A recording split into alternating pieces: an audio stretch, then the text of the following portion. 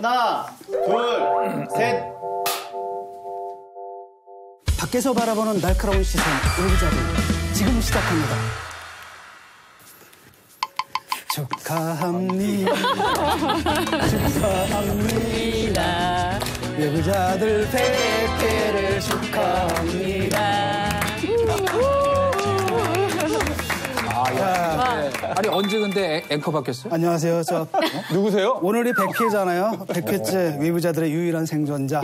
서바이벌 게임의 위너 진중권입니다. 오, 진짜. 역시 자리가 사람을 만드는 것 같아요. 저기 앉으니까 더 이렇게 신뢰가 있어 보이고 더 신뢰가 있어. 진중해 보이고 그 말 들으니까 권세까지 있는 것 같아 진짜. 그 말 들으니까 내려가기가 싫은데. 뭐라고요? 지금 엉덩이 들썩거리고 있거든요. 조금 오늘 이따 밤 자리. 주인공은 나야나. 오늘 밤 주인공은 나야나. 아니죠. 조금 이따 자리. 주인공은 나야나. 아니죠. 교수님 진짜 저는 노래 안 부르실 줄 알았거든요. 아니, 저도요. 근데 심지어 2곡 부르신 거예요 지금. 아니, 안 하신다 그래갖고 난 내가 하게 되나? 그러고 있었더니 아, 또 기대하신 건가요? 아니 무등이 나한테 튈 것 같더라고요. 200회는 또 200회 할 때. 기회를. 그렇지. 200회 할 때 이제. 살아남아 보세요. 네. 그나저나 100회 특집에 저도 함께 할 수 있어서 정말 영광입니다. 아, 다시 한번 환영합니다. 아 환영합니다 진짜.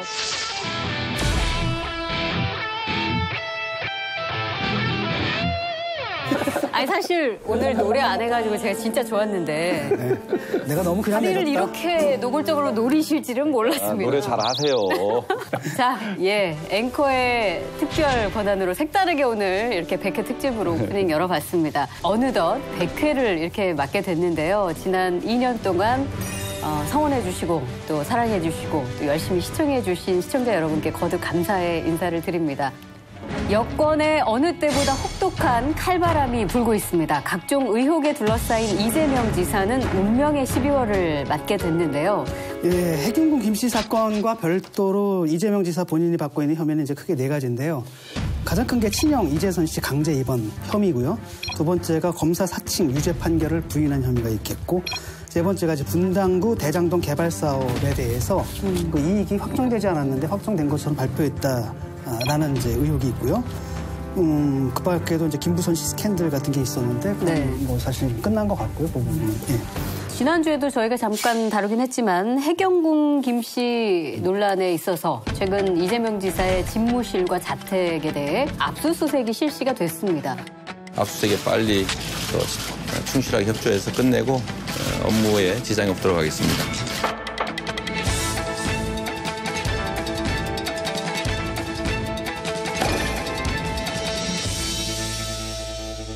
앞서서 검찰이 9월에 경찰에 영장 신청을 되돌려 보낸 바가 있는데 왜 그때는 그렇게 하고 뒤늦게서야 압수수색을 했느냐 이런 지적들이 많이 나오죠. 그때는 수사 진행 상황이 달랐죠 지금하고는. 그러니까 경찰에서는 죄가 있다 이렇게 결론을 내린 상태이기 때문에 수사의 내용이나 결과물이 다른 거다 이렇게 볼 수 있고 그런 차이가 있지만 그럼에도 불구하고 검찰의 압수수색은 지금 좀 뜬금없다 이런 판단이 많죠. 왜냐하면 압수수색이라는 것은 속도가 생명이거든요. 근데 지금 일이 다 뒤집어진 다음에 지금 가서 뒤져봐야 나올 게 없거든요. 압수수색 결과가 못 찾았잖아요. 욕만 먹었죠 뭐. 예. 그게 이제 그 이정열 변호사인가요? 그 측에서 한번 전화를 걸어봤답니다. 그 번호로. 그랬더니 그 사라졌다는 번호. 그 전화를 누군가가 받았다는 거예요. 8초 정도 있다가 숨소리만 들리고 그냥 끊었다는 거죠. 그러니까 살아있다는 얘기죠. 그러니까 폐기가 되진 않고 누군가 갖고 있는데 그렇다고 한다면 혹시 김혜경 씨가 갖고 있는 게 아니냐라는 의심을 충분히 할 만하죠. 그래서 들어간 거고 법원에서 계속 여태까지 거부를 했었잖아요. 기각을 했었는데 이번에 인정해 준 것도 뭐 그거라면 한번 해볼 만하다고 판단했던 것 같아요. 그러니까 그게 살아있다는 것은 가입자가 누구인지 요금은 지금 누가 내고 있는지 발신이 됐으니까 그 수신이 된 그 장소 를 추적하면 되는 거 아니냐 이제 그런 주장인 거예요. 근데 그건 지금 힘든 모양입니다. 그게 이제 유심 사가지고 끼는 이제 유심칩이라서 누구 건지 아니면 그게 장소도 그렇게 아주 특정하기가 굉장히 힘들다라고 하더라고요. 그 아주 핵심적인 진실은 뭐냐면 본인이 만약에 이 핸드폰을 제출했으면 뭐 문제가 다 지난번에도 저희 얘기한 것처럼 해결이 됐을 터인데 검찰이 가서 그 압수수색을 했는데도 없었다 하는 것은 거꾸로 검찰 입장에서는 나중에 증거 인멸을 했다고 또 주장할 수 있는 근거도 또 되는 거거든요. 우리로서는 최선을 다하고 있다고 하는 것을 보여주기 위한 것이 가장 컸겠죠. 아마 이재명 지사는 이전 휴대폰들을 어디에 뒀는지 뭐 잘 모른다 이렇게 얘기를 한 것 같은데요. 그러니까 저도 아마 이전에 처음 썼던 휴대폰에서 숱하게 바꿨을 텐데 나는 그 휴대폰들을 다 어떻게 했지? 이렇게 생각해 보니까 사실은 좀 잘 모르겠더라고요. 가장 최근 것은 좀 알기가 쉽지만 뭐 최근 수년 동안 뭐 서너 개를 만약에 바꿨다면 그때 내가 무슨 기종을 썼고 혹은 그 기종은 어디다 두었고 지금은 어디 있지? 이런 부분들을 좀 잘 모르기는 하겠더라고요. 예. 제 경험에 비춰보면 저는 조금 납득하기가 어려운 게 저도 뭐 당연히 정부에서 일할 때도 그랬고 휴대폰을 많이 바꿨죠. 너무 중요한 일을 많이 하셔서. 아니요, 뭐 그건 언론사 있을 때도 마찬가지인데 대부분 그걸 함부로 폐기하거나 하지 않습니다. 왜냐하면 이거를 남에게 주거나 할 수는 없단 말이에요. 왜냐하면 그 안에 중요한 자기 기록들이 다 들어있잖아요. 사실은 이게 컴퓨터나 마찬가지니까. 그렇기 때문에 이건 좀 나쁘게 얘기하면은 증거인멸을 스스로 자인하는 거나 마찬가지라고 하는 심증, 물론 심증이지만 근데 그렇진 않고요. 그렇진 않고 대부분의 그런 혐의자들이 핸드폰을 바꿔요. 수사 그런 경우 많이 본 것 같아요. 많은 정치인들이 선거가 끝나면 바로 바꾸는 이런 또 관행도 있고요. 그래서 이재명 지사도 그랬잖아요. 핸드폰만 절대 뺏기지 말아라. 이런 얘기를 했잖아요. 핸드폰 바꾸는 것은 가장 기본 중에 기본. 그런 행동하지 말라고 변호사가 조언을 하더라고요. 네. 저는 이번 사건이 이상해요. 그죠? 뭐 계속 이상해요. 어느 지점이 가장 이상해요? 왜냐하면 이게 법을 적용해야 될 사안이냐에 대해서 저는 의심이 있거든요. 근본적으로 왜냐하면 해경군 김 씨 같은 경우에 올린 글의 내용이 범죄로 구성하지 않아요. 예컨대 전해철 씨가 자유한국당과 손잡았다. 이게 범죄입니까? 이게 허위사실이에요? 아니잖아요. 그다음에 또 하나는 문진영 씨 그 취업. 그거는 심재철 씨도 얘기했고 김영하 씨도 모두 했던 얘기거든요. 이 두 분 다 무혐의 받았어요 이미. 근데 이게 왜 수사가 들어가는지 모르겠고 그다음에 검사 사칭했다. 유죄 판결 부인했다 그러는데 이 사람이 그걸로 유죄 판결 받은 사실을 부인한 게 아니라 그때 내가 억울하다라고 얘기를 하는 거거든요. 근데 그 얘기를 못 합니까?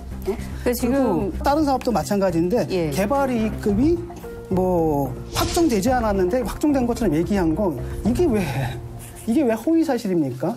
근본적으로 이게 성립 자체가 안 된다는 그러니까 법리적으로 혐의 적용을 할 수가 없는데 왜 이렇게 요란하게 수사가 들어왔는지 왜 묻지 않을 수 없거든요. 저는 하나 보죠.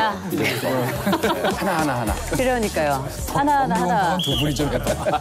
보겠습니다. 이재명 지사를 조금 더 고립무원으로 몰고 가는 의혹 가운데 하나가 이제 친형 이재선 씨의 정신병원 강제 입원 그 의혹이 될 겁니다. 이것이 스모킹건이 될 것이다. 이런 관측이 굉장히 많거든요. 이 부분은 좀 분석해보죠. 이 친형 강제 입원 부분은 굉장히 저는 유죄 가능성이 높다 이렇게 보거든요. 가장 중요한 게 2012년을 전후해서 이제 이어서 했던 보건소장 두 사람이 전부 다 이재명 지사로부터 압박을 받았다든지 아니면 이렇게 위법한 강제 입원을 시도했다라든지 이런 이제 증언을 하고 있어요. 그다음에 이재명 지사의 어머니가 그 이재선 씨에 대한 정신 감정 의뢰 신청서에다가 분당시청 공무원 8명이 같이 진술서를 제출했거든요.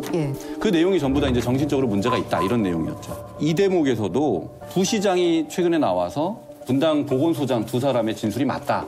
이렇게 또 하나 더 보탰어요. 그래서 성남시장이 그 직권 남용을 했다라는 부분은 굉장히 유력한 증인 세 사람의 증언으로서 유죄 가능성이 굉장히 높다라고 봅니다, 저는. 게다가 이제 더 문제는 뭐냐면 직권 남용 혐의는 이 정황만으로도 충분히 상황이 입증되면 유죄 판결을 받을 수밖에 없는데 더구나 그 전현직 소장들이 해외 여행을 하는 중에 그 전화를 해서 경찰서에 있는 양반을 정신병원으로 데리고 가라.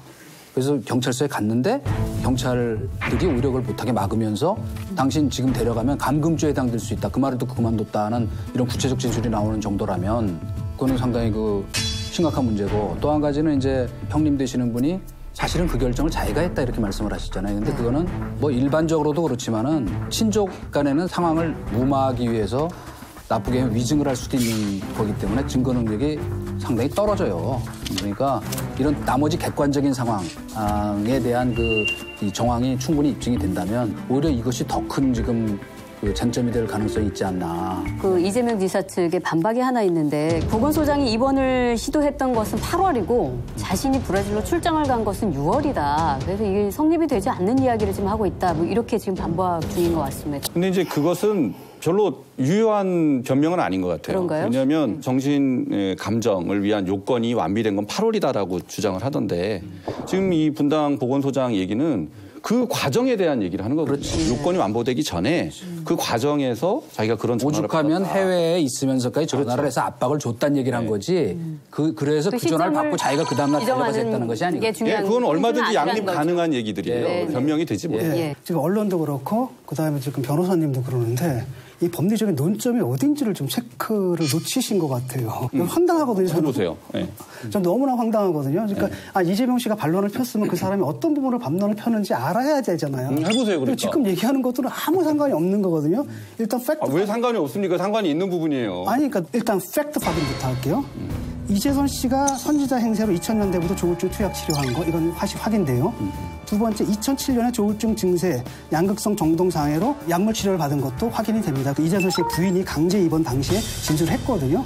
그다음 2012년 4월 어머니가 정신보건센터에 정신감정을 의뢰한 거고 그다음에 8월에 분당 서울대병원하고 차병원에서 정신질환 진단 및 치료의 필요성이 있다라는 그 의견서를 받아내요. 사실이고요. 2013년에 그 이재선 씨가 교통사고를 일으키는데 의견이 달라요. 이쪽에서는 자살 시도였다. 저쪽에서는 졸음운전이었다. 이건 몰라요. 2014년에 부인과 딸이 입원을 갖다 강제 입원시켰다. 이게 팩트예요. 그다음에 검찰 측의 논점은 뭐냐면은 분당 차병원과 분당 서울대병원의 그 문서는 진단서가 아니라 단순한 의견서에 불과하다.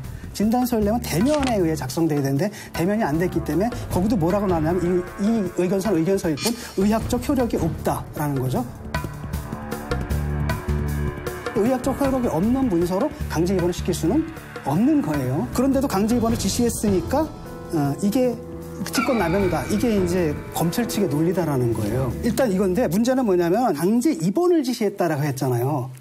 근데 이 강제 입원이 아니다라는 거예요. 이재명 씨의 논점은. 강제 입원이 아니라 강제 진단을 지시한 거라는 거죠. 예. 그렇기 때문에 강제 진단을 하다 말았으니까 차라리 직무유기다라는 거고 내가 그럼 왜 강제 진단을 했느냐. 법적 근거를 대요. 첫 번째가 지역보건법하고 지방자치법이거든. 거기 뭐라고 하냐면 시장은 정신질환자의 발견과 조치에 의무가 있다. 그 시장의 의무예요 그게. 두 번째로는 정신보건법 25조에 따르면 진단보고 요청이 있으면 전문의에 의뢰해야 하고 전문의가 필요성을 인정하면 진단을 위한 조치가 가능하다. 말하자면 전문의가 필요성을 인정하면 강제 대면 진단이 가능하다라는 거예요. 그걸 시도하다 말았다라는 겁니다. 그런데 포기했으니까 사실상 시장의 의무를 못한 거다. 그렇기 때문에 외로 차라리 직무유기다. 네. 이게 이재명 지사의 의견이라는 거예요. 강제 진단이냐 강제 입원이냐는 중요한 쟁점은 아니라고 봐요. 여기서 이 사건에서 제일 중요한 거는 이재선 씨가 정신이 온전했냐가 아니에요. 정신에 문제가 있을 수 있어요. 문제가 있을 수 있다고 하더라도 그 과정에서 시장이 자기 권력을 부당하게 사용을 했느냐 이게 핵심적인 쟁점이라고요.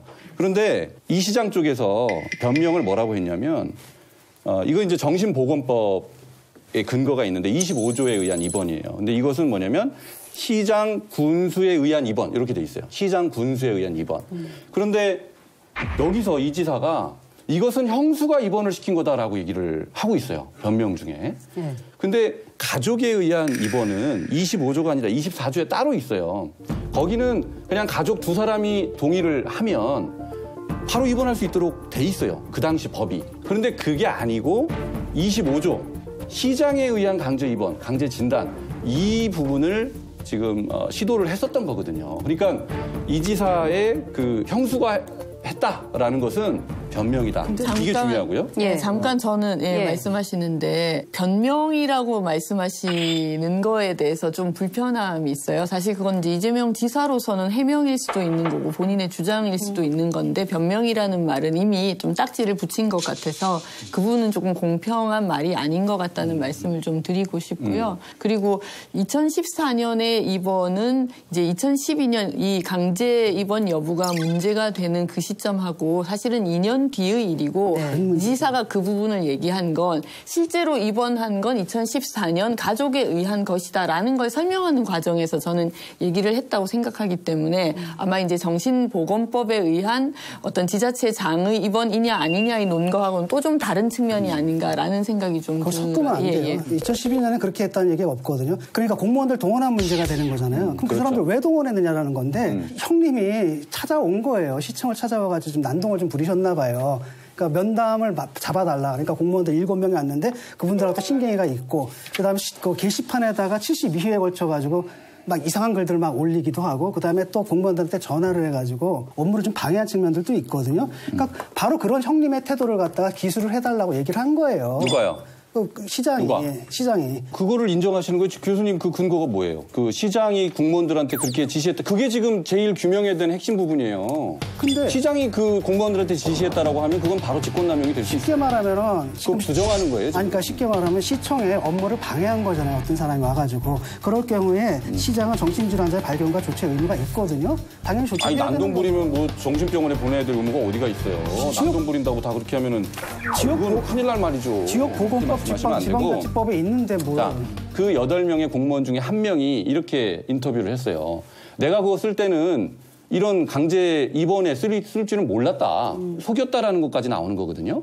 그러니까 이거는 굉장히 시장에 부당한 개입이 있었다라는 굉장히 의혹이 일어날 수 있는 그런 대목이에요. 그러니까 거기에서 이제 해석의 차이가 있는 건데 그 분야에서 이렇게 나오잖아요. 어디다 쓸지 몰랐다라는 것은 오히려 그 진술에 신빙성을 더해주는 거라는 거예요. 그 사람들은 어떤 의도로 쓸지 모르고 쓴 진술서인데 그 진술서를 보고 의사가 딱 보고 아 이거 위험하다. 해석이 이렇게 다른가요? 그러니까 결국은 해석의 문제라는 거니까. 근데 또 하나는 뭐냐 언론에서 보도되는 게 좀 전에 얘기했던 이 법리를 중심으로 보도가 돼야 되는데 항상 무슨 정황 증거를 해가지고 일단 유죄를 몰아가는 식으로 되거든요. 지금 이재명 시장한테 불리한 증언을 내놓는다라고 하는데 그 증언들을 딱 들어보면 좀 전에 얘기했던 그 논리적인 문제랑 본질적 연관이 없어요.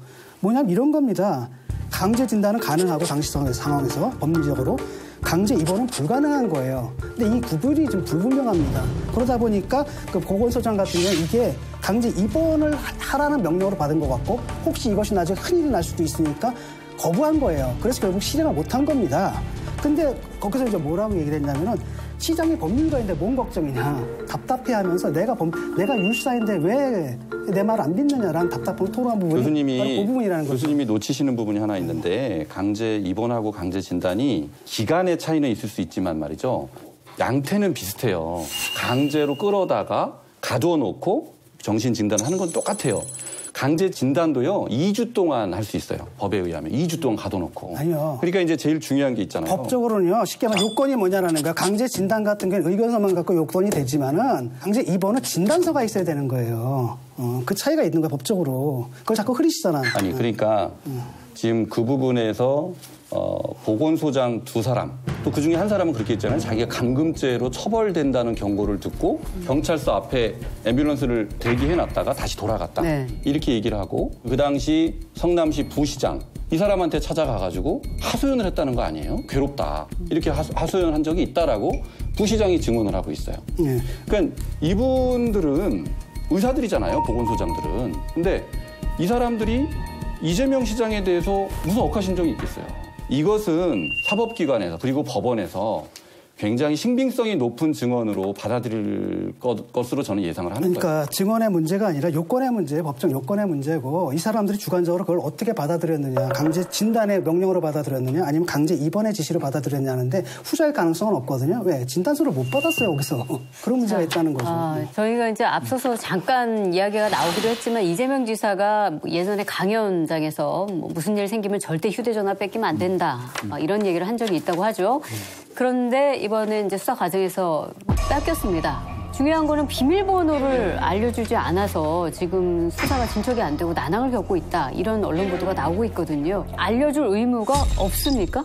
없죠. 왜냐하면 피의자의 유죄를 입증할 책임은 검찰한테, 수사기관한테 있는 거예요. 반대로 피의자 입장에서는 우리 헌법에서 자기에게 불리한 진술을 강요당하지 않을 권리를 헌법에서 보장하고 있죠.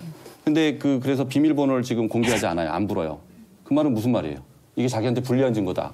라는 걸 자인하는 면이 있어요. 법적으로 권리가 있더라도 지금 상황이 억울한 상황이라고 그렇죠. 느껴진다면 얼마든지 비밀번호를 공개를 해야 그렇죠. 상식적으로 이해를 본인이 수사에 협조하겠다라고 여러 차례 공언을 했기 때문에 네. 그 말하고 행동하고 지금 다르다라는 것은 정치적으로는 비난받을 만하다는 거죠. 수사 과정에서 만약에 이재명 지사의 혐의가 인정이 된다라고 한다면 이제 어떤 법적 처벌을 받게 되는 건가요? 선출직 공무원 경우에 그 금고 이상의 형이 확정이 되면 직을 박탈당하게 됩니다. 예. 네. 그래서 김부선 씨 이런 것들은 좀 근거가 없어요. 네. 아직. 해경군 김씨 사건도 결정적인 근거는 없다라고 저는 그렇죠. 얘기했어요. 그러나 기소는 할 거예요. 그거하고 지금 이재선 씨 강제 입원 사건하고요. 이거는 굉장히 유력한 증언들이 나왔기 때문에 저는 그 증거로 유죄의 증거로 충분히 쓸 수 있다 이렇게 보고 있고 검사 사칭 이 부분도요. 나는 억울하다가 아니에요. 그렇게 얘기했으면은 그거는 아무 문제가 안 돼요. 그런데 누명 썼다라고 얘기했어요. 누명 썼다는 게 무슨 말? 난 죄가 없는데 사실관계가 잘못돼가지고 유죄 판결 받았다는 게 누명 썼다는 거예요. 근데 그 내용을 보면 PD가 성남시장인가요? 한테 전화를 하면서 검사 사칭할 때 그 옆에서 앉아가지고 메모를 작성해서 줬다. 그래서 공범이 인정된다라는 게 그게 판결의 내용이거든요. 그 사실관계를 부정할 수는 없어요. 확정이 됐기 때문에. 근데 무슨 누명이에요. 그러니까 이제 그것도 허위 사실, 허위 주장이다라는 거고. 그다음에 이제 대장동 개발 사업 관련된 내용도 그것도 객관적인 팩트가 딱 나와 있어요. 공범을 여기 보면 여기서 분명히 5천 몇백억을 자기가 이익을 챙겼다 이렇게 얘기를 했단 말이에요.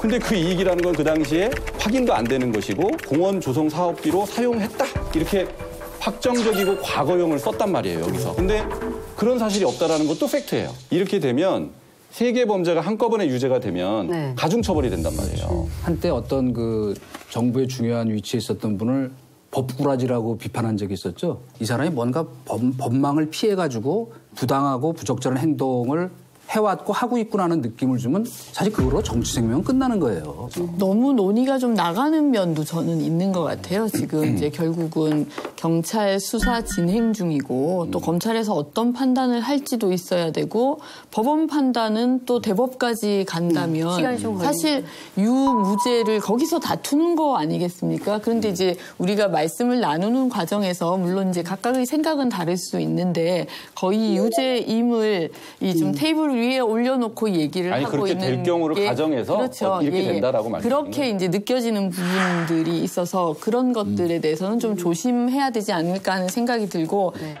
의혹이 이렇게 갈수록 짙어지니까 민주당 내부의 갈등도 좀 굵어지는 모양새로 가고 있습니다.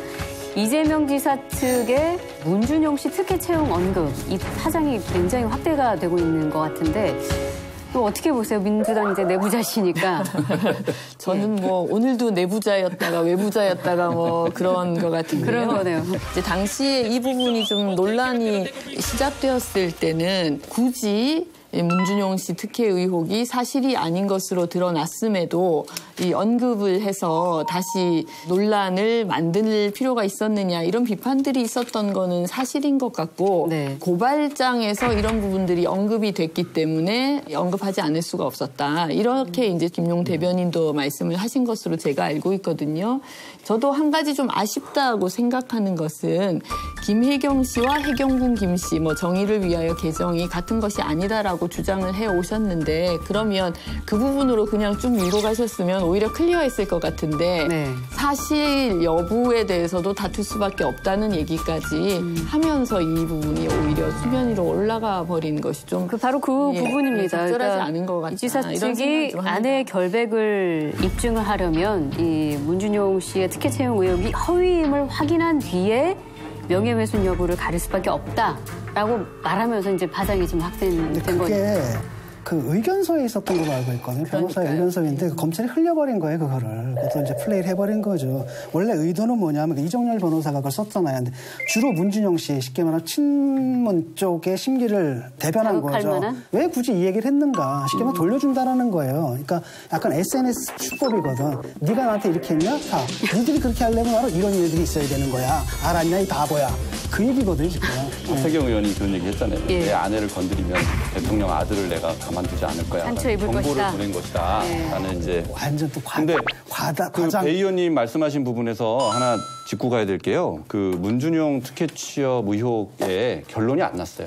아직 그 부분을 정면으로 다룬 법원의 판단도 없었어요. 네, 그거는 팩트입니다, 그게. 그래서 그건 앞으로 밝혀져야 된다. 그 부분은 문재인 대통령을 두고두고 괴롭힐 수 있는 그런 사안이다. 이렇게 보거든요. 문준용 씨 의혹은. 저는 거기에 동의하기가 어려운 게 실제로 감사를 통해서도 감사상 문제가 지적되지 않았던 것도 팩트이고요. 그리고 제가 알기로는 공소시효도 이미 지나간 문제입니다. 그리고 지금 이 문제를 통해서 어떤 각을 세우고 뭐 대통령을 흔들고 이런 부분들이 적절하지도 않을 뿐더러 실익이 생길 수 없는 일인 거죠. 정말 그야말로 아까 맞불을 놔서 기소 포기를 유도하려는 전략이다. 그렇죠. 이런 분석이 있더 가장 강한 무기라고 그런 볼 분석이 거예요. 나오는 거는 사실 여부를 떠나서 지극히 당연한 거예요. 정치판에서 없는 음모론도 만드는 판인데 더구나 이거는 이분이 법적 훈련이 잘 돼 있는 분인데 변호인 의견서 그냥 쓰지 않거든요.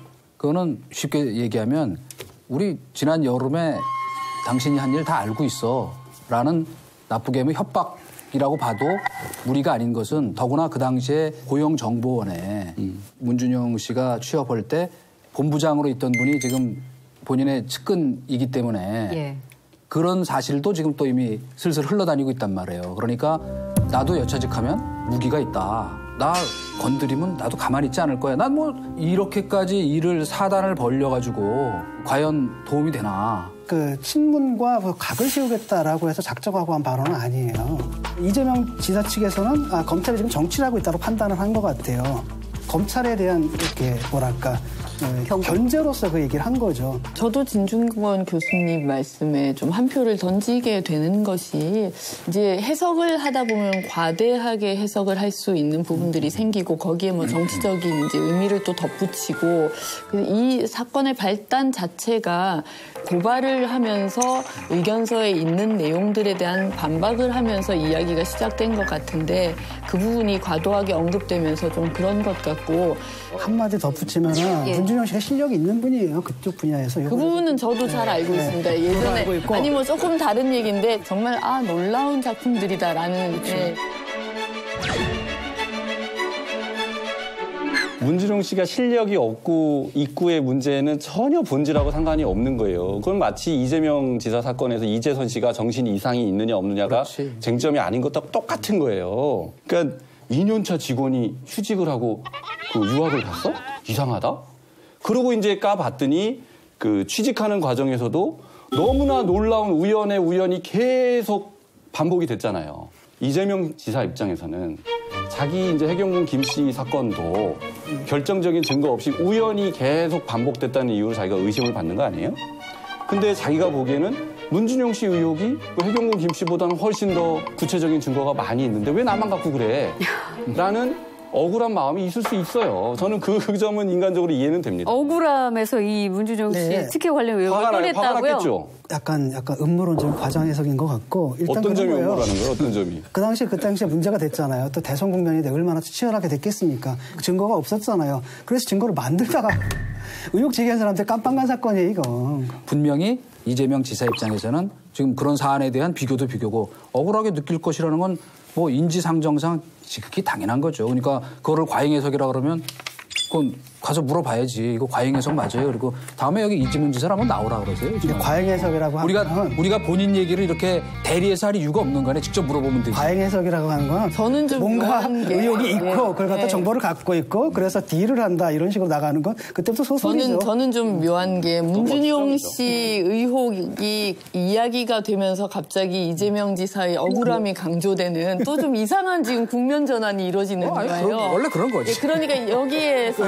야당에서는 이렇게도 때리고 이렇게도 그러니까 때리고 이렇게 때리고 이렇게 때리고 보면서 사실 이재명 지사의 행태에 대해서 계속해서 비난을 하시다가 문준용 씨 얘기가 나오니까 또 갑자기 이재명 뭐 지사 이해할 입장에서는 대목도 있다, 이런 또 얘기예요. 뭐 좀 억울하지 이러면서 마치 문준용 씨 의혹이 사실인 것처럼 이게 또 확대되는 이상한 논리적인 구조들이 계속되고 있거든요. 사실이라는 게 아니고요. 사실이라는 게 아니고 지난번에 얘기해서 그러니까 콧노래 인간적으로는 그런 억울함도 그러니까 이해가 간다 이거는 이거예요. 사실 이렇게 문준용 때리고 씨 이렇게 때리고. 의혹이라고 이름을 자꾸 붙여서 이걸 키우다 보니까 그럼 이것 자체도 여전히 뭐 뭔가 이 구림대가 있고 해명되지 않은 데가 있고 이재명 지사에 대해서는 그거는 분명히 억울한 말하지만 거다. 뭐 이렇게 정확히 되는 성명이 된 건 아니에요. 성명이 될 수가 없는 부분인 거죠. 그리고 의혹이지. 그러니까 의혹을 예를 누가 들어서 지금 법적으로 잘못됐다는 게 아니에요. 주장하는 사람이 고소했지. 주장하는 사람이 집중을 해야 되는 거예요. 이야기하고 확대시키는 거는 사실 의도가 있는 거죠.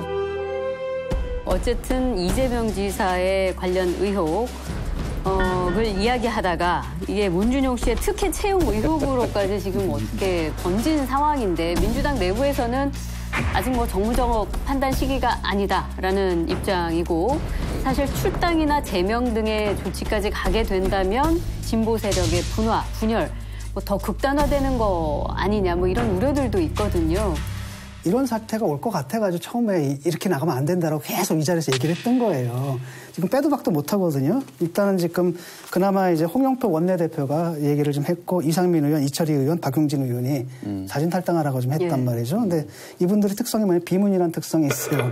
지금 친문이 나서면 큰일 나. 문제는 뭐냐면은 명분이 없어요, 자진 탈당에. 생각해봐요. 공천 주는 기간 동안에 새로 벌어졌던 일들이 아니라는 거예요. 그 전에 다 알려졌던 일들이거든요. 근데도 당에서 공천을 줬잖아요.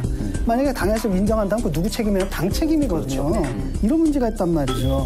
그 다음에 이재명 도지사 자체가 자발적으로 탈당하라는 의사가 없는 게 이분으로서는 탈당하는 순간 자기 혐의를 인정하는 게 된단 말이에요. 네. 이러다 보니까 이 사람은 딱 탈당할 수도 없다라는 거죠. 그러니까 이건 어떻게 되냐면 그냥 할 수 없어요. 그 재판 끝날 때까지. 그걸 본 다음에 당에서 결정하는 그 수밖에 없는 거죠, 지금요.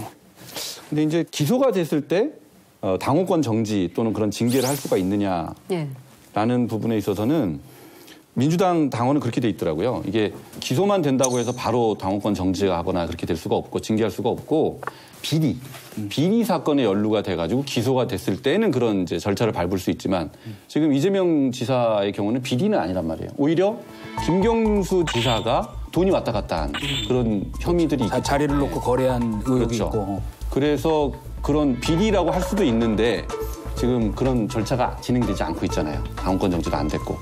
그렇기 때문에 형평에 안 맞는다라는 또 비난이 있을 수 있어요. 그래서 민주당이 당 차원에서 뭐 징계를 한다든지 하는 거는 부담이 굉장히 클 거고.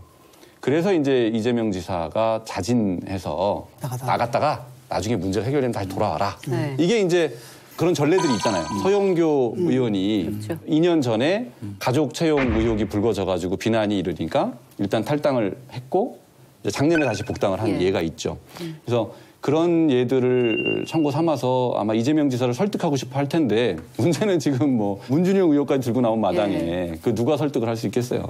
원래 근데 당이라는 곳은 사실은 뭐 당헌을 내세우고 당규를 내세우지만 간단히 얘기하면 민심을 먹고 사는 집단이에요. 그렇기 때문에 이 문재인 대통령의 지지율의 한 축까지도 무너지고 있는 그런 상황이라고 하면은 비리의 문제 이전에 아마 기소되면은 뭐 결론을 내릴 수밖에 없는 상황이 될 거예요. 그러니까 뭐 출당이 됐건 당원권 정지가 됐건 뭐 예를 들어 출당 권유가 됐건 제일 약한 건 아마 그런 것도 가능할 거예요. 이게 무슨 규정이 없더라도 출당을 권유하는 사실상 정치적으로는 우린 저 사람하고는 관계없다 이런 얘기가 될 테니까 뭔가 지혜를 발휘하겠죠. 네. 그 팬덤과의 관계 설정에 실패한 거예요, 당이. 네. 지금 팬덤이 옛날 팬덤이 아니거든요. SNS로 오면서 이게 굉장히 종족화 부족화가 심해져요. 그 내부에서 이견을 가진 사람은 도편 추방해서 쫓아냅니다. 그렇지. 동질화가 심해져요. 그럼 밖은 더 이질적으로 느껴지는 거예요. 그러니까 선악 이분법이 되고 그래가지고 예를 들어가지고 아니 이재명 지사가 아무리 문제가 있다고 해서 당연히 절차가 있다. 쫓아낼 수는 없다라고 얘기를 하면 너 왜 편드냐 하면서 공격을 하겠네. 그래서 심지어는 지금 이해찬 당대표까지 공격을 하는 상황이란 말이죠. 그러니까 이분들이 뭐라고 생각하냐면 그러니까 문풀을 지켜야 된다. 대통령을 지켜야 되는 거고 지키는 방법을 할 때 대통령한테 걸치작거리는 건 무조건 공격하는 거고 그래야 정권이 성공할 수 있다. 이렇게 믿음을 갖고 있거든요. 참 곤혹스럽네요. 저는 이제 계속 당 얘기가 나오니까.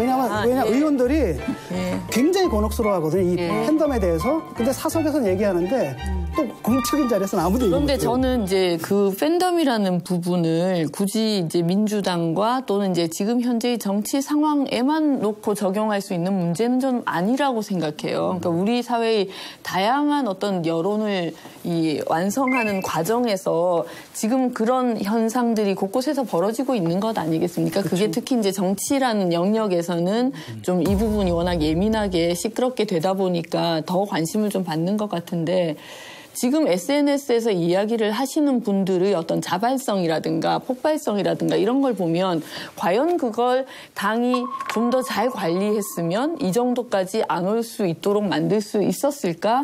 그런 측면에서 우리 뭐 아까 민주당이 앞으로 어떻게 결정을 할 것인가 이 부분은 저는 당 지도부도 정말 많은 고민을 하실 거라고 생각해요. 그리고 제 개인적인 생각은 말씀드릴 수 있을 것 같은데 저는 정말 이런 상황을 좀 빨리 정돈을 할 필요가 있다라고 좀 개인적으로 생각하는 편이고요. 이 정돈이라는 게 아까 말씀이 나온 출당이나 당원권 정지가 되겠네요. 그런 부분들이 있을 수 있다. 김경수 지사의 형평성 문제가 나올 거 아니에요? 네, 그런 부분이 있을 수 있겠죠. 나오겠죠.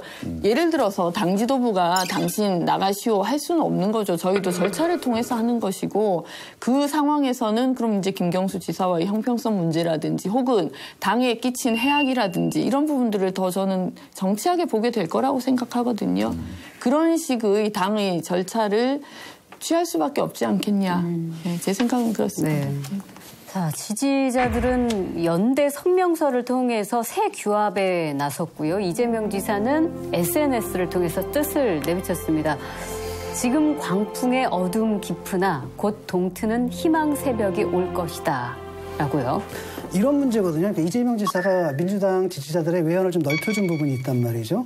쉽게 말하면 그렇죠. 일정 부분 진보적인 사람들까지도 외곽에 붙여놨단 말이에요. 네. 이 사람들이 좀 떨어져 나가는 겁니다. 그렇죠? 떨어져 나가고 대부분 경우에 또 뭐가 있냐면 이걸 갖다가 그 중도파에 있는 사람들은 결국 친문과 비문의 싸움이고 이렇게 보는 사람들이 있단 말이죠. 이 사람은 당연히 민주당에 대한 지지를 갖다가 거두겠죠. 그래서 좀 떨어져 나가서 관망을 하겠죠. 그다음에 얘네들은 가만히 있겠느냐 또 공격을 할 거라는 거예요, 서로. 이러면서 이제 뭐랄까 지금 대통령의 그 지지율도 좀 떨어지고 있고 당 지지율도 떨어지고 있고 조금씩 골든크로스가 될 수도 이런 상황 속에서 지지자들이 하나로 뭉쳐가지고 좀 싸움을 같이 해도 모자랄 판에 많아져서 이게 뭐 하는 짓이냐라는 거예요. 내가 그래서 왜 이 싸움 애초에 왜 시작했냐고. 그러니까 대선 경선이 끝난 직후에 바로 문바들과의 화해를 빨리 했어야 되는데 이분은 정치력은 부족한 분이거든요, 사실은. 뭐 광야에서 제야에서부터 여기까지 올라오긴 했으나 그리고 결정적으로 경기도지사 선거에서 전해철 후보하고 이제 대립하면서 이 핵심 문바 세력의 도움을 못 받았고 근데 그걸 뚫고 이겼다는 것 때문에 저는 약간의 착시가 있었지 않았나 솔직히 생각해요. 중요한 건 뭐냐면은 팬덤은 디지털 대중의 극히 일부예요. 그 사람들이 디지털 전체 대변하는 것처럼 착각한단 말이에요. 그러니까 정치권에서 자꾸 된단 말이죠. 그러니까 쉽게 말하면 상당히 합리적인 사람들의 팬덤에 대해서 학을 띄고 떨어져 나가 있거든요. 그 사람들 대중 아닌가요? 그 사람들 대다수예요. 근데 문제는 뭐냐, 목소리를 내는 거 항상 극렬한 소수들만 목소리를 내니까 이들이 마치 전부인 것처럼 착시를 하고 혹시 그들한테 손을 대게 되면 무슨 어떤 이익이 될까. 그 정치인들이 이렇게 접근하는 거 저는 그게 잘못됐다고 보는 거거든요. 네. 그런 문제죠. 결국 정치가 문제군. 네. 근데 팬덤은 뭐 과도기 또 내지는 뭐 초기인 것 같기도 하고요. 저도 정치에 들어가서 되게 신기하게 본 게 야, 지금은 정치를 소비하는 사람들이 굉장히 많이 늘었다라는 생각을 제가 실제로 겪으면서 굉장히 신기했었어요. 근데 우리나라 국회의원이 300명인데 300명 중에 팬덤이 있는 사람은 극소수란 말이죠. 극소수. 그런데 이제 제가 보기에 누가 문제냐면 자기가 팬덤이 없기 때문에 남의 팬덤에 편승하려는 그 팬덤을 어떻게 한번 이용해서 자기한테 유리하게 하려는 정치인들. 저는 그런 사람들이 팬덤 문화를 더 오염시키는 면이 있다라고 저는 보거든요. 그래서 결국은 이제 그 원인 제공은 정치인들한테 나가는 건데 이 부분은 누구도 지금 뭐 해법은 없는 것 같고 먼저 솔직하게 까서 드러내야 된다. 그거가 먼저 선행돼야 되는 것 같아요. 자유한국당의 새 원내 사령탑을 뽑는 선거에 슬슬 불이 붙고 있습니다. 이번 선거도 가만 보니까 결국 개파 간 대리전 구도로 가는 그런 모양새 같죠? 크게 이제 김학용 대 나경원의 이제 구도로 잡힌 것 같아요. 그러니까 애초에는 이제 김학용, 나경원, 유기준의 구도였는데 그 비박계에서는 이제 김학용으로 이제 정리가 된 것 같고 그다음에 친박계에서는 아무래도 자기들이 나가기에는 좀 면목이 안 서기 때문에 자기들의 그 깃밭에게 좀 였지만 자기들의 처지를 좀 이해해주는 뭔가 중간 세력으로서 나경원과 좀 타협을 한 게 아닌가. 근데 이제 또 유기준 의원은 절대 단일화하는 일 없을 것이다. 또 이렇게 밝히고 있어서. 유기준 의원 같은 경우에는 아주 일찌감치부터 원내대표 그랬죠? 선거에 투신을 하시는 셈이시거든요. 원내대표 선거는 무엇보다 의원들의 마음을 잡는 일이 중요하기 때문에 정성을 들인 분이 많은 표를 가져가더라고요. 유기준 의원이 그런 부분들에서 좀 빨리 시작해서 훨씬 더 많이 이미 확보했다라는 자신감을 가지고 계신 게 아닌가 그런 생각을 하게 됩니다. 같은 지역이라고 상당히 호의적으로 평가하시는 것 같은데 제가 보기에는 지금 2강 2중 구도로 보는 게 맞다고 봐요. 비박을 대표한 김학용 의원, 그다음에 어쨌건 지금 친박을 업고 하려고 하는 나경원 의원이 강세인 건 분명하고 좀 취재를 해보면은 그러나 이제 유기준 의원도 끝까지 완주하겠다. 또 이쪽도 사실은 김영우 의원이 끝까지 완주하겠다. 이렇게 이제 지금 현재는 선언을 했어요. 두고는 봐야 하는데 이게 과반이 안 나오면은 또 2차 투표를 하게 돼 있잖아요. 그죠? 1차에서 결판 나기는 쉽지 않을 것이다. 냉정하게 이렇게 보는데 유기준 의원하고 이제 김영우 의원도 뭐 그 확장성은 조금 부족한 게 사실이에요. 왜냐하면 유기준 의원 같은 경우 지난번 한번 나오셨었죠. 그때도 뭐 7표가 밖에 안 나왔었다고. 그래서 궁극적으로는 결국 양강구도에서 결판이 날 것이라 보는 것이 정상이다. 수석님만큼 제가 뭐 결코 자유한국당 내부의 어떤 분위기를 모르기는 하는데 김학용 의원님을 제가 같은 상임위를 했었는데 훌륭하죠. 저는 그분의 그 유머 감각이랄까 이런 친화력이랄까 대단하죠. 정말 대단하시더라고요. 그러니까 TV를 통해서 봤을 때는 그냥 뭐 여러 의원님들 중에 한 분이었는데 예를 들어서 국정감사를 가기 위해서 같이 버스를 타고 움직인다든가 하면 좌중을 휘어잡으세요. 정말 마이크를 잡으면 저는 저분이 저런 분이었나? 이럴 정도로 너무 재밌으시고요. 저도 친화력이 뭐 대통령 외국 순방 갈 때 같이 일주일 동안 다니면서 뭐 많이 겪었어요. 그러니까 정말 정말 유머러스 하시기도 하고 객관적 상황을 말씀드립니다. 자중을 진짜 휘어잡는 그런 친화력을 가지고 계셔서 그걸 제가 이제 개인적으로 되게 인상적으로 봤기 때문에 그런 분들은 또 의원들 사이에서 인기가 좀 높으실 수 있지 않나 이런 생각도 사실은 좀 했어요. 이번에 혹시 아직 다음에 들어오면 당적 바꿀 생각은 없는 거죠? 왜 그러십니까? 좋아할 것 같은데. 왜 그러십니까? 김학용 의원이 3선이고요. 지역구가 이제 경기도 안성인데 다른 이제 뭐 나경원 의원이나 유기준 의원 이런 분들에 비해서 이제 지명도는 좀 떨어지는 것 같아요. 그런데 전 당원을 상대로 한 선거였으면 지명도가 굉장히 중요했겠지만 이제 이건 원내대표 선거잖아요. 투표권자가 당내 의원들.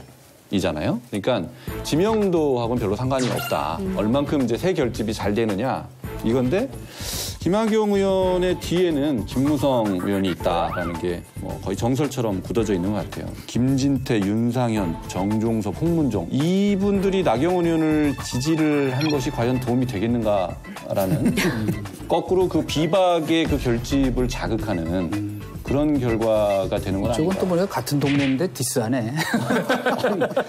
객관적인 분석을 하는 거죠. 아니 농담으로 한 얘기인데 왜 이렇게 그럴 수밖에 없죠. 왜 나경원 의원이 지금 국면에서는 가점을 받을 수밖에 없는 상황이냐 하면은 그 김학용 의원 같은 경우는 사실은 김무성 전 대표의 비서실장을 했잖아요, 당시에. 그래서 많은 사람들한테 또 거꾸로 부담이 되는 것은 뭐냐면 이거 뭐 김성태 시즌2 하는 거 아니야? 근데 그런 것들을 또 사실 국회의원들이 굉장히 민감하게 다 흐름을 알아요. 근데 사실 그동안에 우리 나경원 의원은 엄밀히 말하면 친이었죠. 그죠? 그 바람에 뭐 본인은 또 박근혜 정부에서는 상당히 불이익을 입었다. 또 이렇게 유명한 발언도 있으시잖아요. 주어가 없다. 주어가 없다. 아니 뭐 그 얘기하려고 하는 아니 생각이 나서. 전 정권 얘기는 이제 그만하자고. 내가 아까 그 모두의 그 좀 얘기를 하려고 그러는데 기회를 안 주더라고. 그래서 그런 건 알아서 치고 들어오시고 따로 기회를 안 드리고. 그런데 개방했더니 사내강이 살아나더라고요. 다음에 따로 한번 얘기합시다. 이재호 대표 모시고. 근데 그 나 의원이 약간 또 색깔이 불분명하다는 비판도 있었어요. 그런데 지금은 왜 타이밍이었다고 보느냐 하면은 은근히 지금 친박 비박의 이 범주에 들지 않는 중도적 그 의견을 가진 사람들이 그 내부에서도 확산되고 있어요. 친박에 서 있던 사람 중에 예를 들면 김태흠 의원 같은 경우가 지금 친박 앞에 나서지 말라고 먼저 앞장서서 하는 그 사람이 지금 지지하고 있는 거 아니에요. 그렇기 때문에 뭐 여러 가지 약점도 있고 강점도 있지만 이번에는 가능성이 좀 높지 않을까라고 이제 보는 것이죠. 이번 이 한국당의 원내대표 선거의 관전 포인트라고 한다면 바로 이 나경원 의원이 이제 3수 도전이잖아요. 세 번째 도전인 만큼 나의원만의 어떤 노련한 전략, 뭐 어떤 강점이 있다 잠깐 소개를 해주셨지만 혹시 알고 계신 점들이 있을까요? 앞에 2번 떨어졌다고 하는 게 뭐 형편없는 표차로 떨어진 게 아니고 그때도 뭐 잘하면 어떻게 해볼 만한 상황이었는데 크지 않은 표차로 떨어졌기 때문에 또 사람 일이니까 그렇게 또 열심히 한번 해보겠다 그러는 사람한테 이렇게 지금 또 상황에 다른 대안도 없어요, 사실은. 그러니까 아니 다른 후보들이 있는데 그렇게 노골적으로 그러니까 대안이라는 건 무슨 말이냐면 그 상황 적합도를 제가 얘기하는 거예요. 그러니까 너무 지나친 친박 색깔이나 비박 색깔로 당을 통합해낼 수 없다는 것은 사실 대충 알잖아요. 사실 김학영 의원은 통합을 얘기했잖아요. 보수 통합. 나경원 의원은 계속하여 얘기하는 핵심 메시지는 반문 연대예요. 그리고 실제로 그 제가 듣는 범위 안에서는 일부 말하자면 그 좀 도와주겠다는 중진 의원들이 좀 대차게 말하자면 투쟁하는 모습을 좀 보여라. 그래서 요새 좀 워딩이 많이 달라졌어요. 전에는 그렇게 극렬한 용어 안 썼다고 그 나경원 의원이. 근데 요새 잘 보시면 아주 그 문재인 정권 비판하는데 거의 아주 선봉에 서는 듯한 모습을 보이는 것도 말하자면 득점 요인이 된다. 물론 뭐 다른 분들도 비판을 하지만 저는 우선 생각이 드는 게 자유한국당도 사실은 국민들로부터 받는 이미지를 바꾸고 싶은 욕구가 아주 강하실 텐데 한 번도 여성 원내대표가 없으셨잖아요. 그런 면에서 보면 뭐 물론 이제 대통령 후보도 있고 대통령도 있으셨지만 그런 면에서 보면 자유한국당이 지금 이미지 변신을 하는 데는 나경원 의원이 가지고 있는 여성 정치인이라는 것이 장점으로 좀 활용될 수 있지 않을까라는 생각을 하고 나 의원께서도 인터뷰를 보니까 그런 생각을 좀 가지고 계신 것 같아요. 네. 이제까지의 어떤 보수적이고 좀 어르신 정당이고 그런 모습을 이제 본인을 통해서 좀 바꿀 수 있다라는 그런 자신감도 좀 보이고 계신 것 같은데 장점이 되지 않을까. 제가 보기에는 바로 그 여성 정치인이라는 것이 저는 그 박근혜 대통령의 그 여파가 아직 가시지 않았기 때문에 오히려 그것이 장점보다는 단점으로, 약점으로 작용할 가능성이 높다. 그렇게 보고요. 그러면 나경원 의원의 지금 그러면 강점은 제가 보기에는 그 의지인 것 같아요. 의지. 제일. 이제 3수째잖아요. 네. 지난 총선에서 말이에요. 저희 지역에서 이제 같이 있었기 때문에 저도 봤지만 총선 때부터 그랬어요. 자기는 원내대표에 도전할 거다. 지역구민들한테. 자기가 4선이 되면 원내대표에 도전을 해서 지역구의 예산을 공을 하나 더 붙여서 가져오겠다. 이 얘기를 계속하면서 주민들한테 어필을 했거든요. 그 부분은 다른 후보들하고 확실한 차별점이 있을 것 같다라는 생각이 드는데 반면에 그런 또 아주 높은 의지 때문에 지난번에 그 바른정당으로 대거 이탈을 할 때 그때 이제 탈당을 하려다가 막판에 돌아섰잖아요. 그렇죠. 근데 이제 그때 돌아선 이유가 탈당파들 중에서 당을 만들면 이제 원내대표를 시켜달라라고 얘기를 했는데 이제 그게 뭐 유승민 대표에 의해서 거절이 되면서 마음을 바꿨다. 이런 이제 소문이 많거든요. 그런 이미지, 그 과한 의혹이 오히려 부작용을 난 전례가 있어서 이번에는 조심해야 될 건 그런 점인 것 같아요. 저는 뭐 보수정당에서 최초로 여성 의원이 이제 원내대표가 되는 것 자체가 또 하나의 작은 진보라고 봐요. 물론 이제 박근혜 전 대통령도 있지만 사실 박근혜 전 대통령은 남성 권력의 화신이었지. 사실 그 스스로 자기가 여성 정치인으로서 뭔가를 돌파한 그런 분은 아니었잖아요. 그래서 그 아주 작지만 아주 중요한 소중한 그 진보라고 보고요. 그 이분이 이제 당 밖으로는 일단 4선으로 다선 의원인데다가 서울시장에도 뭐 출마했었고 그밖에 또 뭐 대변인도 했고 그래서 국민들한테 많이 잘 알려진 부분도 있고 당 안쪽에서는 뭐냐면 친박 세력들이 눈에 볼 땐 이분이 배신자죠. 왜냐면 탄핵에 가담했으니까. 네. 그럼에도 불구하고 이분이 뭐냐면 그래도 박근혜 대통령은 저보다 는 건 아니지 않느냐라고 했을 때 친박들의 관점에서는 사실 최선이 아니라 최선이 불가능하다면 사실 차선의 선택이거든요. 그래서 그 점이 좀 굉장히 중요한 것 같고 뭐라고 얘기를 했냐면은 비박 친박 없다. 바로 당을 금기어로 만들자 이렇게 얘기를 당을 다 접착시킨 사람은 나밖에 없다라는 것 같고 완전한 친박도 아니고 그렇다고 완전히 또 비박도 아닌 그 선에서 내가 당을 갖다 봉합할 수 있지 않느냐. 그게 이제 어필하는 게 좀 강점이라고 봐요. 장 변호사께서 이 의지가 강하다 이 말씀을 하셨는데 저는 이제 뉴스를 보다가 4+4+2 이런 용어가 있더라고요. 4-4-1. 예.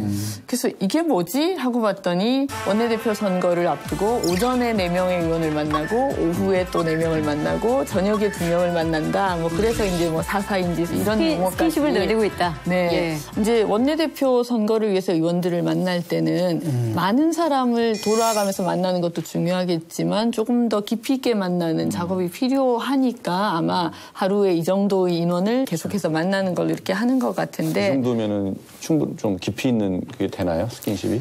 좀 부족할 수는 있겠지만 전체적인 선거운동 기간을 놓고 볼 때는 계속해서 접촉을 하기 위한 노력이라고 그것도 또 맨투맨으로 만나 얘기하는 그렇죠. 게 유효하거든요. 실제로 원내대표 선거를 하게 되면요. 되게 재밌는 것들이 많아요. 그러니까 원내대표 경선에 나오신 분들의 선물 공세가 있거든요. 대단한 게 아니고 예를 들어서 어떤 분은 나무판에 목각한 것처럼 그 프린트를 해서 사진을 개별 의원들 것을 새겨서 주는 거예요. 그러니까 액자로 놓고 기념할 수 있도록 하고 어떤 분들은 또 아크릴 그림을 하나씩 해서 뭐 예를 들어 배재정 얼굴을 사진을 따서 만들어서 그걸 선물하고 그러니까 대단히 비싼 선물이나 이런 건 아니지만 받는 사람들 입장에서는 저분이 되게 신경을 썼구나 이런 생각을 하게 하는데 박영선 원내대표도 제가 기억나는 건 엽서를 만들어줬어요. 그걸 받으니까 정말 섬세하게 배려를 했구나 이런 생각을 갖게 하는 그런 전략들이 찍으셨어요? 그러면 되게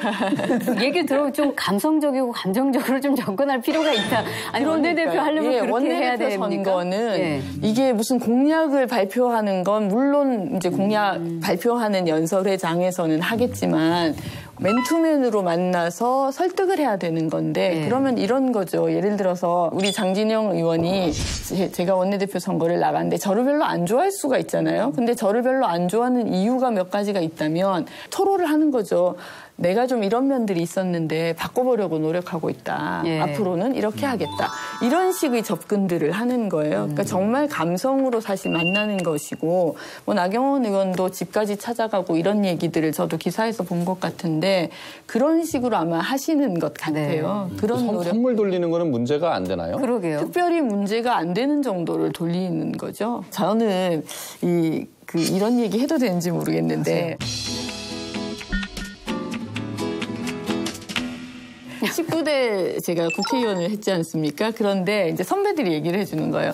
예전에는 19대 제가 국회의원을 했지 않습니까? 그런데 이제 선배들이 얘기를 해주는 거예요. 예전에는 명품백을 돌렸다더라. 이런 얘기를 하는 거예요. 그래서 우리는 이제 얘기만 들었고 농담 삼아 아니 왜 우리는 안 주지? 뭐 이런 얘기를 진짜 농담처럼 했었던 적이 있어요. 저는 그건 팩트인지는 확인을 못했기 때문에 저는 전혀 그런 걸 받아본 적은 없고 배 의원님만 못 받으신 건 아니겠죠? 빼놓고 그런 건 아니시겠죠? 확인이 어떻게 불가죠. 확인을 해야 될까요? 혹시 다른 사람한테 저 사람이 내 나를 편지 내 편지 아니지 확실하게 적으로 돌릴 수는 없지. 아닐지가 애매해야 고급 선물이 오는 거예요. 그렇죠. 공약을 저는 별로 근데 원내대표 내 손에 들어온 선거에서는 새다 그러면은 원내대표 선거에서는 감성적 그게 아닐 것 같아요. 아니 뭐 그게 나이 의원이 이명박 후보 대변인 시절 뭐 잘 아실 테니까 혹시 그때 에피소드 같은 게 그렇죠. 뭐 저는 사실 그때 공보 특보였고 이제 후보 대변인이었기 때문에 매일 아침에 회의를 같이 했어요. 그러니까 개천절 행사 때인가 뭐 당시에 태극기 스티커를 차에다가 이렇게 직접 이제 붙여줬어요. 그러니까 자기는 한 장 더 붙여주세요. 그러면서 자기 차 유리창을 이렇게 손수 닦고 그러니까 이제 뭐 대통령이 어이 참 욕심도 많네. 이왕이면 예쁘게 붙여주세요. 그리고 거기다가 또 말하자면 뭐 애교를 부릴 만큼 애교요? 네? 애교요? 아니 연배도 위고 나이 많으신 분이 아버지 같은 분이니까 이제. 아무리 아버지 같으신 분이라도 애교 이 부분은 좀 불편하게. 그럼 그거 빼고 그래서 그 욕심도 많네 이렇게 얘기를 하니까 아주 살갑게 그 얘기할 만큼 그러니까 뭐 당연히 근데 이건 작은 예고 평상시에 보면은 자기가 이렇게 정말 가깝게 지내는 사람들한테는 정말 그 섬세하게 신경 쓰면 잘해요. 그렇기 때문에 저는 아마 눈에 안 보이는 그런 선거운동도 굉장히 잘할 것이다라고 이제 생각을 하는 거죠. 저는 이분이 2번 떨어진 데는 그만한 이유가 있을 것이다라고 생각을 해요. 수도권에서 4선을 한 여성 의원은 굉장히 희소성이 있죠. 그렇죠. 예. 아마 없지 않나요? 예, 굉장히 찾기가 어려운데. 아니 뭐 저희는 사실 추미애 의원도 그렇죠. 우선이시고 박영선 의원도 계시고 그렇죠. 조금 다르죠. 그 당에서 그렇죠. 그 당에서. 네네. 그런데 4선 의원의 그런 정치인으로서의 중량감, 그런 무게감, 뭐 이런 것들이 있는가라는 거는 저도 이제 자세히 지켜봤지만 그런 점들이 전 제일 좀 아쉬웠어요. 친박 쪽에서도 배신자라는 소리를 듣고 또 복당파한테도 뒤통수를 때렸기 때문에 이제 더 배신자라는 소리를 듣는단 말이에요. 양쪽에서부터 전부 배신자라는 소리를 듣기 때문에 나경원 의원이 가지고 있는 그 친밀감, 친화력 이게 있지만 그 친화력의 유효기간이 길지 않다라는 그런 또 평가가 있거든요. 그래서 이번에 원내 의원들한테 얼만큼 진정성 있게 느껴지게 할 거냐라는 게 저는 제일 중요한 포인트인 것 같아요. 나 의원한테. 지금까지 보여준 행보만 보면 쉽지는 않을 거다. 한마디로 요약하면 나 의원은 엄친 딸이에요. 그렇죠. 갖춘 게 너무 많죠. 네. 어쨌든 뭐 부잣집에 태어나서 그 서울법대 또 고시부터 어느 반열에 올라갈 때까지는 그런 것들이 도움이 되죠. 근데 어느 시점을 넘어서서 이제 정치 지도자가 되려고 하면은 과거에 자기가 갖고 있던 그런 것들을 버리는 새로운 그 이미지 구축, 거창하게 얘기하면 패러다임을 다시 만들어내야 되거든요. 이상해졌어요, 좀 분위기가. 그러니까 박근혜 탄핵에 찬성한 게 이제 자유한국당 내에서는 무슨 주홍 글씨가 돼버렸더라고요. 어느새. 응? 예. 박근혜 대통령이 뭐 평생 감옥에 있을 만큼 잘못한 게 뭐가 있느냐라는 입질 서비스를 했는데 박근혜가 사실 자기들의 정치적인 정체성이라고 생각하는 분들한테 얼마나 다가갈까. 얼마나 진정성이 있었을까. 그렇죠. 심정적으로 지지한다라기보다 일종의 이권에 따른 뭐랄까 전략적 동거 상태라는 것. 이게 좀 한계가 있는 것 같고요. 그 다음에도 또 뭐 원래 그 친이라는 인상이 굉장히 깊었잖아요. 예를 들어 아까도 말한 주어가 없다. 주어가 없다. 네. 발언부터. 그래서 이분이 이제 원내대표. 왜 근데 이수성님을 이렇게 가르치면서 BBK 의원이라서 나랑 가까우니까 친이 아니야? 난 그런 말 하는 줄 알았는데 이동관하고 가까워서 친이 아니야? 그런 거예요. 그래가지고 그 2번 이제 원내대표 선거에서 2번 떨어진 것도 결국은 이제 박근혜 전 대통령한테 밉보여서 떨어진 거다라는 분석도 좀 있거든요. 어쨌든 근데 뭐 한번 물어보고 싶어요, 지금은. 주어 찾으셨어요, 이제? 주어 찾으셨어요, 이제? 일부 사립 유치원의 비리 문제를 해결하는 길 참 험난합니다. 이른바 박용진 3법에 맞서는 한유총과 일부 야당, 한국당의 반발이 이제 점입가경으로 치닫고 있는 그런 상태죠. 예, 외부자들에서도 몇 차례 이야기했던 이슈인데요. 네. 박용진 의원이 처음 문제를 제기했고 그 후 한 2달이 흘렀는데 그러게요. 진도가 안 나가요. 한유총하고 이제 한국당에 발목이 잡혀가지고 법안 처리를 해야 되는데 그 후속 조치가 지금 아주 늦어지고 있는 상황이었습니다. 그래서 정기 국회 내에 법안을 처리하려면 12월 3일 법안 소위에서 이제 결론을 내야 한다는 게 마지노선이었는데 이 이제 마지노선을 앞두고 한유총에서 총궐기 대회를 벌이고요. 또 2달간 SNS 광고를 게재하는 등 아주 적극적인 반격에 나섰습니다. 네.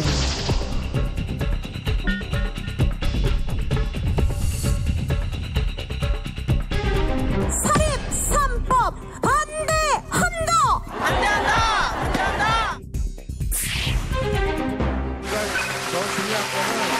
여러분 3법 때문에 지금 한국당에서 강력하게 대체 법안을 만들고 정부가 여러분 편이 아닌 거는 물론이고요. 솔직히 말해서 뭐 해주는 게 뭐가 있다고 이렇게 들들 볼까요? 유치원 3법 개정 방향에 대해서 구체적으로 말씀을 드리겠습니다.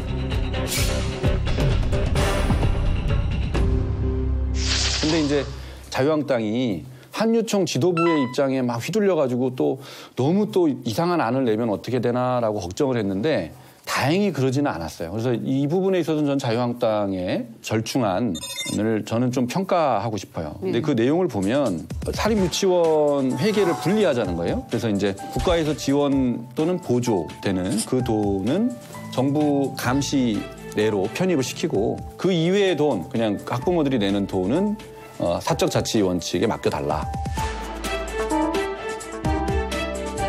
두 번째가 이제 학교 법인으로 하는 유치원.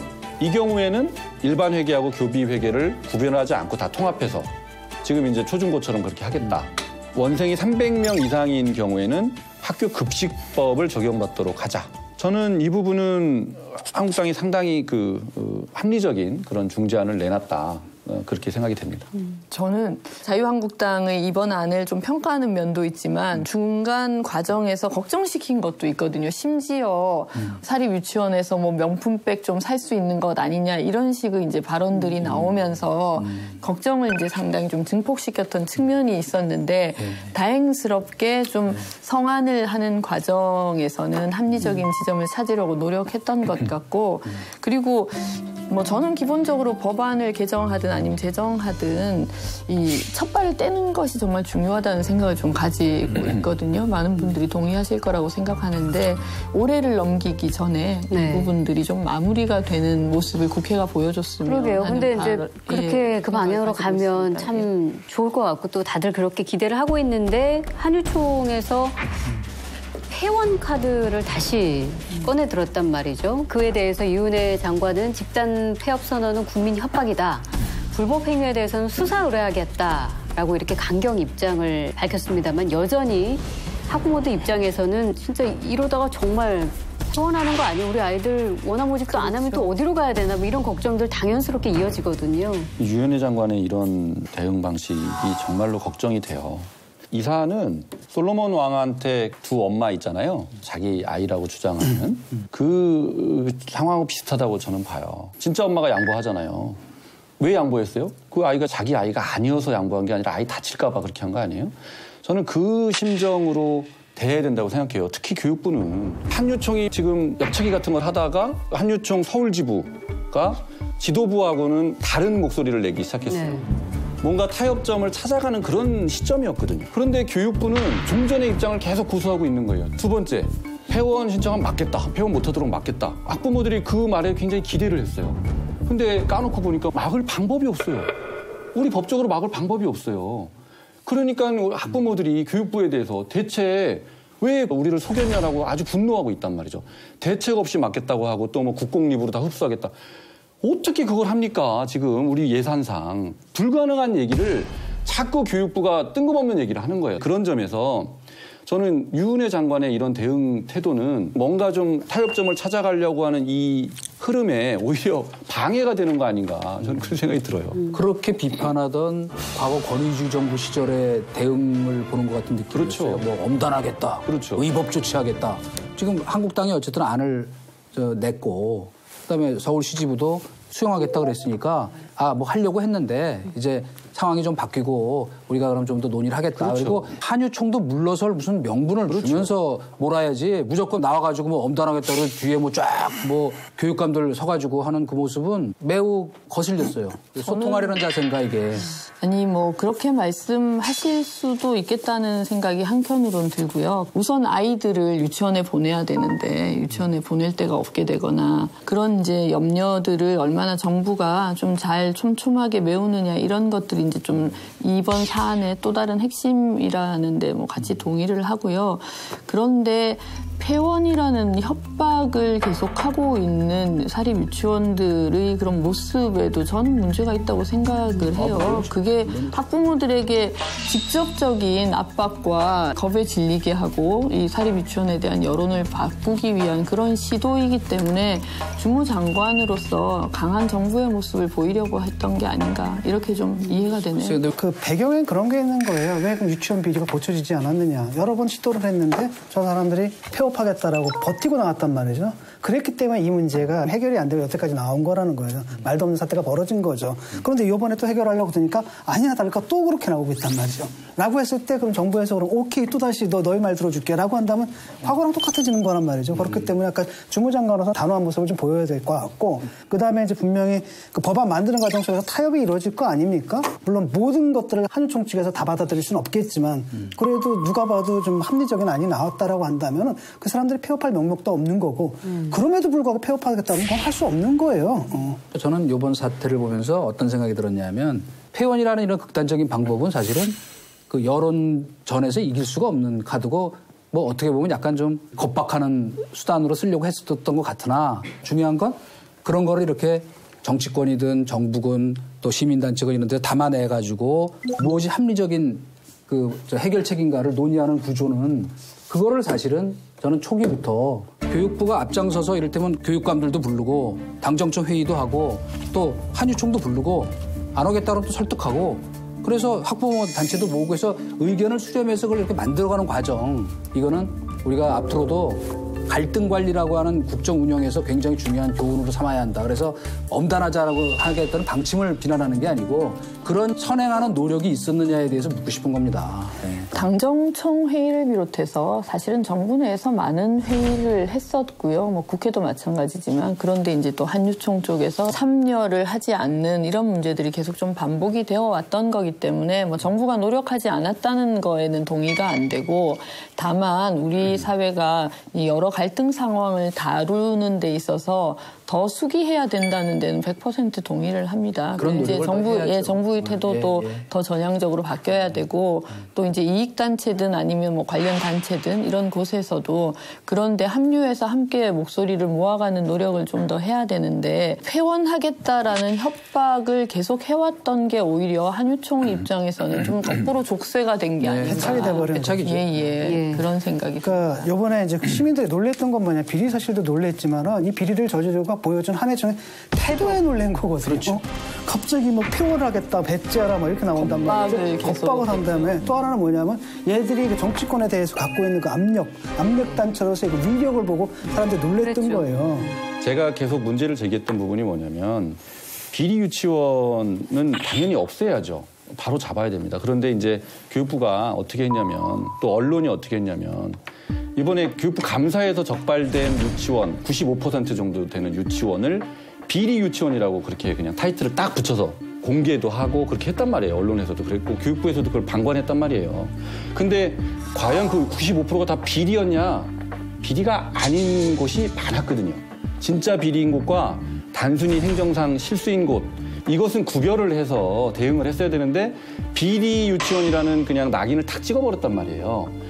그 방식의 폭력성에 대해서 제가 얘기하는 거예요. 대한민국 언론이라는 게 그렇잖아요. 무조건 그냥 일단 죄인으로 몰아가는 그런 게 나도 계속 지적하는 한국 언론의 문제라고 좀 보는 것 같고요. 근데 당시의 문제점은 뭐였냐면은 기준이라는 거예요. 그냥 이건 뭐냐면은 비리가 아니고 적발당한 거. 적발된 걸 갖다 공개하는 건데 그렇죠. 그중에서 아주 심하게 한 비리가 있고 그냥 단순한 실수도 있는 거고 그럼요. 하지만 그걸 나눌 수 있는 기준을 설정하는 게 어렵기 때문에 그냥 공개한 것뿐이지 이거 전부를 다 비리로 그냥 찍어가지고 낙인 찍기 위해서 만든 건 아니잖아요. 네.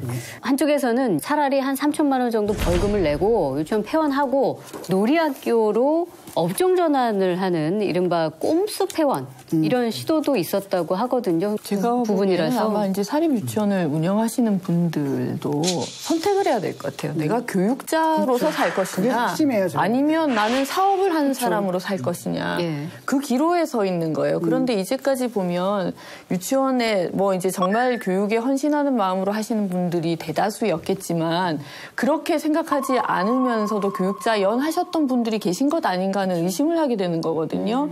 저는 차라리 사립 유치원을 하시는 분들이 선택하셨으면 좋겠어요. 나는 그냥 학원처럼 사업을 하겠다. 그러면은 그렇게 전환을 하시고 또 이제 사립 유치원을 나는 교육자로서 아이들을 제대로 교육하는데 헌신하고 싶다라고 생각하시는 분들은 물론 이제 국가가 지원할 부분은 지원을 해야 될 것이고 우리 학부모들로부터도 그런 이제 존경을 받으면서 교육자로서 사립 유치원을 운영하시게 되지 않을까 앞으로는. 배 의원님의 그런 말씀이 되게 합리적으로 들립니다만은 저는 되게 무책임하게 들리는 거예요. 왜냐하면 당신들이 선택해라? 그 뒷감당 누가 합니까? 네? 사립 유치원들 지금 이렇게 감정 상하게 해놓고 이 사람들이 다 문 닫겠다라고 했을 때 정부가 아무 일도 할 수 있는 게 없어요. 학부모들은 단 하루라도 아이가 학교를 안 가면 생업에 큰 지장을 그냥 바로 받는 거예요. 그래서 이게 어려운 거예요. 아니 어렵지 않다는 말씀이 아니 그래서 저는 이제 그렇게 편하게 얘기할 게 아니라는 아니요, 거예요. 편하게 얘기하는 게 아니고 이건 진짜 철학적인 접근을 할 수밖에 없는 문제라는 그거는 거를 장기적인 과제고요.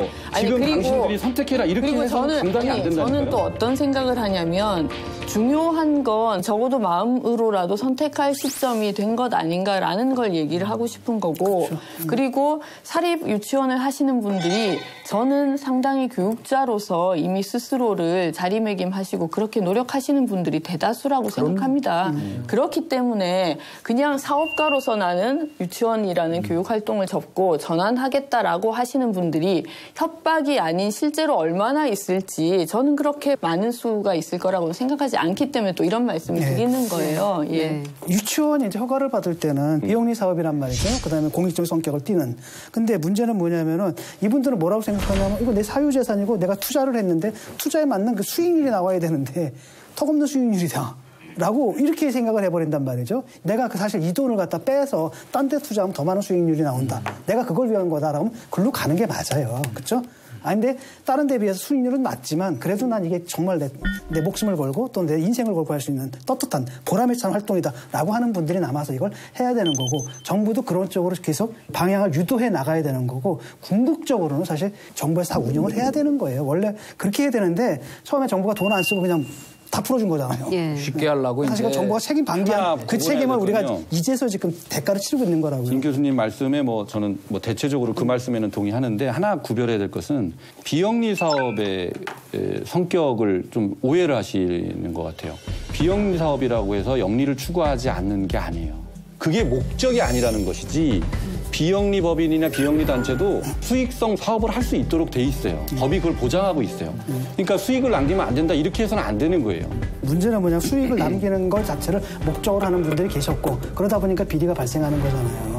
12월에 아마 정부가 발표한다는 이야기를 한 것 같아요. 그런 이제 유아교육과 관련돼서도 그렇고 더 이제 판을 좀 키워보면 우리 사립학교법 자체에 대해서도 아마 이제 시민들의 감시망이랄까 아니면 관심도가 또 좀 높아질 것 같은데 더 큰 폭발력이 있는 또 안건들이 될 수 있겠죠. 예. 곧 있으면 2019년 새학기가 시작됩니다. 우리 아이들하고 또 M1 학부모들이 피해자가 되지 않도록 어느 때보다도 신속히 지혜를 모아야 할 때가 아닌가 싶습니다.